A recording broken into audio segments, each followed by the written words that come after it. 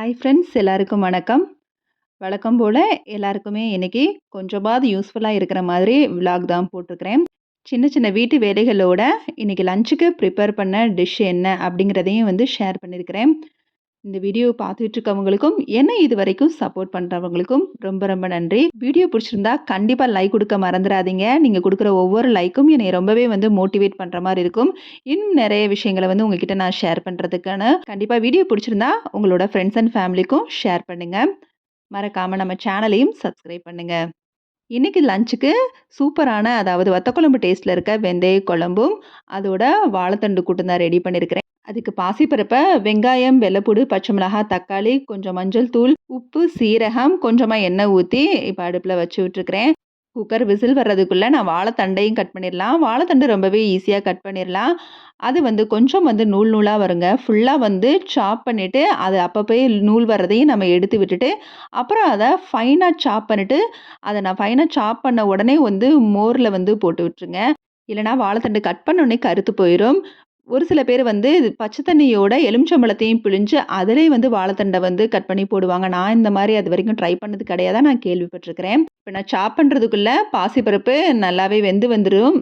So வெந்து வந்ததுக்கப்புறம் இந்த பாசிப்பருப்போட இந்த வாழைத்தண்டையும் சேர்த்து மீடியம் ஃப்ளேமில் வச்சு ஒரு 2 சவுண்டு விட்டுட்டாலே போதும். நல்லாவே வெந்துடும். நீங்கள் சாப் பண்ணுறது பொறுத்து கொஞ்சம் தடிமனாக சாப் பண்ணிங்கன்னா 3 விசில் விட்டு இறக்குங்க.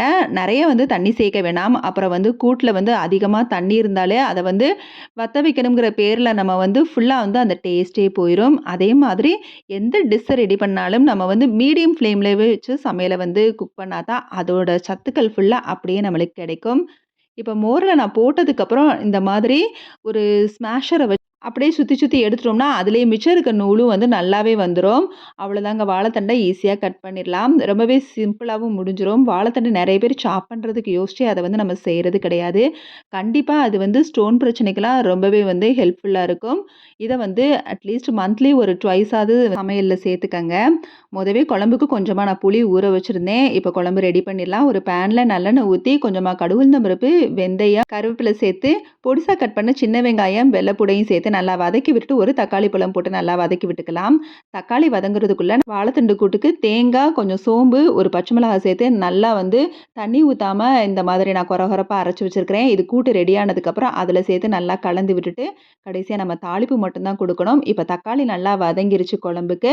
இதோட கொஞ்சமாக குழம்பு மிளகாத்தூளும் கொஞ்சமாக வத்தல் பொடியும் சேர்த்து தேவையான அளவு உப்பு போட்டு கொஞ்சமாக புளிக்கரைசலையும் சேர்த்து நல்லா கலந்து விட்டுக்கலாம். கொஞ்சமாக தண்ணி சேர்த்தா போதும். தண்ணி சேர்த்து நல்லா ஒரு 2 நிமிஷம் கொதிச்சதுக்கப்புறம் தேங்காய், சின்ன வெங்காயம் போட்டு அரைச்சதை இந்த குழம்போட சேர்த்துக்கலாம். ஒரு 10 நிமிஷம் போல் நல்லா கொதிக்கட்டும். கொதிச்சதுக்கப்புறம் தான் நம்ம வெந்தய பொடி சேர்க்க போகிறோம். இந்த கேப்பில் கூட்டுக்கும் நான் தாளிப்பு கொடுத்துட்றேன். ஒரு பேனில் எண்ணெய் ஊற்றி கடுகுளுந்தம் பருப்பு, சீரகம், ஒரு வத்தல், கருவேப்பிலை, பெருங்காயம் போட்டு நல்லா வதக்கி விட்டுட்டு இதை வாழைத்தண்டு கூட்டோட போட்டுடலாம். இப்போ குழம்பு நல்லா 10 நிமிஷம் கொதிச்சிருச்சு. இப்போ வெந்தய பொடியை இதோடு சேர்த்து 5 நிமிஷம் கொதிச்சதுக்கப்புறம் கொஞ்சமாக இதோட வெல்லமும் ஆட் பண்ணிக்கிறேன். ஆட் பண்ணி நல்லா இது வெல்லம் சேர்த்தோம்னா நம்ம புளிப்பு உரப்பெல்லாம் தூக்கலாக கொடுக்கும். ஸோ ஒரு 5 நிமிஷம் கொதிக்க வச்சுட்டு ஸ்டவ் ஆஃப் பண்ணிக்கலாம். கேப்பில் அப்படியே புளிக்குழம்புனாலே இது வத்த குழம்பு டேஸ்ட்டு செமையாக இருக்கும். அதனால் அப்பளம் இல்லைனா எப்படிங்கிற மாதிரி அப்பளத்தையும் பொரிச்சிட்டேன். சூப்பரான லஞ்ச் ரெடி ஆயிடுச்சு. சாப்பிட்டு நர்சரி போக வேண்டிய வேலை இருக்குது. ஸோ அதனால் டக்குன்னு சாப்பிட்டாச்சு. ஃபேமிலியில் சின்ன சின்ன சந்தோஷங்கள் நம்ம உருவாக்குறது நம்ம கையில் தான் இருக்குது. நம்ம ஒர்க் பண்ணுறோம் அப்படிங்கிறதுக்காக நம்ம என்ன செய்கிறோம் அப்படின்னா ஹரிபரியாக இருக்கோம். கிடைக்கிற நேரத்தில் மொபைல் பார்க்குறோம். நம்மளோட வேலைகளை செய்யணும் அப்படிங்கிற மாதிரி திங்க் பண்ணுறோம். கிடைக்கிற நேரத்தில் தான் அதாவது இப்போ மார்னிங் ஒர்க் போயிட்டு நைட்டு கண்டிப்பாக வீட்டுக்கு வந்து தான் ஆகணும். ஸோ அந்த நேரத்தில் எல்லாருமே சேர்ந்து சாப்பிட்ற மாதிரி அதாவது வீட்டில் இருக்க எல்லாருமே ஒன்றா உட்காந்து சாப்பிட்ற மாதிரி பண்ணிக்கோங்க. இது வரைக்கும் அந்த பழக்கம் இல்லைனாலும் அந்த மாதிரி பண்ணுங்கள். எல்லோரும் ஒன்றா உட்காந்து கீழே உட்காந்து சாப்பிடணும். டைனிங் டேபிளை அவாய்ட் பண்ணிவிட்டு. ஸோ நிறைய விஷயங்களை நம்ம பேசிக்கிட்டே சாப்பிட்லாம். எல்லாருக்கும் லீவ் விட்டால் 3 நேரமே ஒரே மாதிரி எல்லாருமே உட்காந்து சாப்பிட்ற மாதிரி பார்த்துக்கங்க. இதெல்லாம் நம்ம நிறைய விஷயங்களை ஷேர் பண்ணுறதுக்கு ரொம்பவே வந்து ஹெல்ப்ஃபுல்லா இருக்கும். ஸோ அந்த மாதிரி பண்ணிட்டாலே குழந்தைங்களும் அத ரொம்பவே விரும்ப ஆரம்பிச்சுருவாங்க. அதே மாதிரி நெறைய காசு இருந்தா தான் எல்லாரும் ஒண்ணா சேர்ந்து வெளியூர் போனா தான் டூருன்லாம் கிடையாதுங்க. நம்ம அப்படியே வந்து பக்கத்துல இருக்க இடத்துக்கே ஏதாவது ஒரு 2 ஹார்ஸ், 3 ஹார்ஸ் ஃப்ரீயா இருந்தா கூட நம்ம வந்து எல்லாரும் ஃபேமிலியோட ஒண்ணா நடந்து கூட போயி, பக்கத்துல இருக்க ஒரு டீ கடையில கூட உட்காந்து டீ கொஞ்ச நேரம் சாப்பிட்டு ரிலாக்ஸ் பண்ணிட்டு வரலாம். அதுவும் அந்த நேரத்துல வந்து நடந்து ரிலாக்ஸ்டா போறப்ப, இன்னும் நெறைய விஷயங்கள வந்து நம்ம பேசிக்கிட்டே போவோம். அதே மாதிரி இன்னொரு விஷயம் என்ன அப்படின்னா, எல்லாரும் டிவில ஒரு ஆள் பார்க்குறது, மொபைல் ஒரு ஆள் பார்க்குறது, அந்த மாரி இருக்கிறதுக்கு பதிலா, ஏதாவது ஒரு 2, 3 ஷோ இல்லன்னா ஒரு சீரியல கூட வச்சுக்கங்களேன். எல்லாரும் வந்து ஒண்ணா உட்காந்து அதுக்காக சீரியலா பார்க்கக்கூடாது. ஏதாவது ஒரு டைம் பாஸுக்காக ஏதாவது ஒரு ப்ரோகிராம் மாரி வச்சுக்கிட்டு, டெய்லி ஒரு 1/2 அன் ஹவர் எல்லாரும் சேர்ந்து உட்காந்து அத பார்க்குறது. அத பத்தி வந்து சில கான்வர்சேஷன் பேசுறது, இந்த மாதிரியெல்லாம் வந்து நம்மளோட டைம வந்து யூஸ்ஃபுல்லா அதாவது ஃபேமிலியோட வந்து ஸ்பெண்ட் பண்றதுக்கான ஒரு வாய்ப்பா நம்ம வந்து அமைச்சுக்கலாம். இதெல்லாம் கண்டிப்பா குடும்பத்தில நெறையவே சந்தோஷங்கள குடுக்கும். ஒண்ணா உட்காந்து பேசுறப்ப கிடைக்கிற ஃபீல் வந்து எப்பவுமே வந்து வேற எதுலயுமே கிடைக்காதுங்க.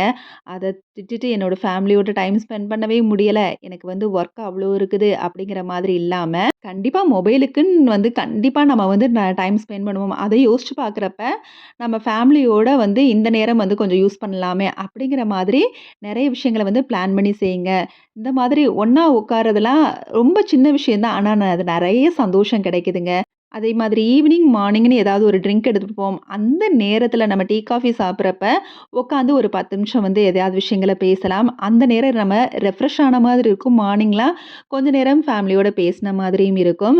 ஸோ இந்த மாதிரி சின்ன சின்ன விஷயங்கள் மூலியமா நம்மளோட ஃபேமிலியோட நம்ம வந்து நெறைய கான்வர்சேஷன், நெறைய விஷயங்கள வந்து ஷேர் பண்றதுக்கு ஒரு பாலமா நம்ம தான் அமைச்சுக்கணுங்க.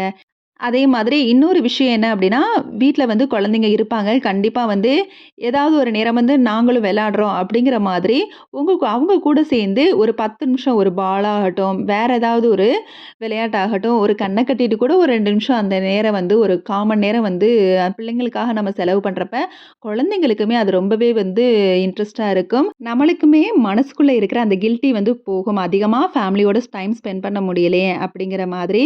ஸோ இந்த மாரி விஷயங்கள அவாய்ட் பண்ணணும்னா, சின்ன சின்ன சந்தோஷங்கள நம்மளா உருவாக்கிக்கிட்டா தாங்க உண்டு. ஏன்னா, அந்த அளவுக்கு இப்ப வந்து ஹரிபரியா ஒர்க் வந்து எல்லாருக்குமே வந்து போயிட்டு தான் இருக்கிறோம். எல்லாருமே ஓடிக்கிட்டு தான் இருக்கிறோம். எல்லாருக்குமே டைமுங்கிறது கம்மியா தான் கிடைக்குதுன்னே சொல்லலாம். அதுக்காக கிடைக்கிற டைம்ல வந்து ரிலாக்ஸ்டா உட்காருவோம்னு நினைக்காம, கொஞ்சம் நேரம் ஒரு 1 மணி நேரம் நம்மளுக்கு ரிலாக்ஸா இருந்தா, ஒரு 1/2 மணி நேரம் ஒரு 20 நிமிஷம் கூட நம்ம ஃபேமிலிக்காக நம்ம வந்து ஸ்பெண்ட் பண்ணணும். ஸோ, அதுல நம்மளுக்குமே மிகப்பெரிய ஒரு திருப்தி கிடைக்கும். இந்த மாதிரி செய்றது மூலியமா நெறைய விஷயங்கள குழந்தைங்க நம்மகிட்ட ஷேர் பண்ணவும் செய்வாங்க. நம்ம குழந்தைங்க மட்டும் இல்லங்க, நம்மளுமே நெறைய விஷயங்கள வீட்ல வந்து சொல்லாம விட்டுருக்கோமா என்னங்கிறத வந்து யோசிக்க கூட முடியாது. அந்த அளவுக்கு எல்லாத்தையும் நம்மளும் ஷேர் பண்ண ஆரம்பிச்சுருவோம். ஸோ அதே மாதிரி அந்த கில்ட்டியும் வந்து இருக்காது. ஐயோ! டைம் ஸ்பெண்ட் பண்ண முடியலையே, ஃபேமிலில இருக்கிற டைமே கம்மியா இருக்கிற மாரி இருக்குதே, அப்படிங்கிற மாதிரி விஷயங்களெல்லாம் நம்ம அவாய்ட் பண்ணலாம். அதுக்காக டூர் ப்ரோகிராம் போட்டு தான் போனா தான் நம்ம வந்து ஃபேமிலியோட என்ஜாய் பண்றோம்லாம் கிடையாது. பக்கத்துல இருக்க கோயிலுக்கு போனாலும் சரி, இல்ல எப்பயாவது ஒரு நாள் வந்து சினிமா போனாலும் சரி, எல்லாமே நம்ம வந்து நம்ம ஃபேமிலி கூட தானே இருக்கிறோம் அப்படிங்கிற மாதிரி, அதுவே ஒரு பெரிய டூர் மாதிரி நம்ம வந்து என்ஜாய் பண்ணிட்டு போனாலே போதும்ங்க. சூப்பரான ஒரு ஃபேமிலி டூர் மாரி தான் அது வந்து மாறிரும்.